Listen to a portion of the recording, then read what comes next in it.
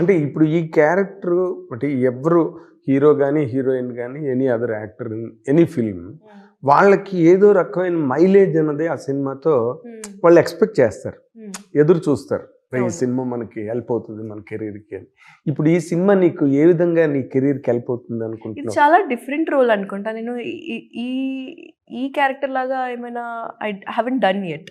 So I think acting wise కొంచెం వెరైటీగా కనిపిస్తుంది. డన్ ఏంటంటే నువ్వు చేసినవి 2 సినిమాలు. అంటే మీరు చూడేది 2 సినిమాలు, సో మీ తప్పు. అంటే నా ఉద్దేశం 2 అంటే మన వాళ్ళు జనరల్గా మాట్లాడుతూ ఏముందిరా 3 4 అంటారు.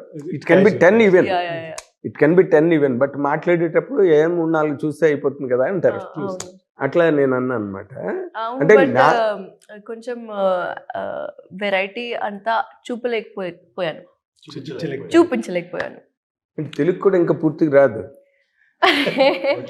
ఎందుకు సార్ అట్లా ఫస్ట్ ఇంటర్వ్యూలోనే మీరు అట్లా ఇంటిమిడియేట్ చేస్తున్నారు? మిమ్మల్ని I'm just putting you into action అన్నమాట.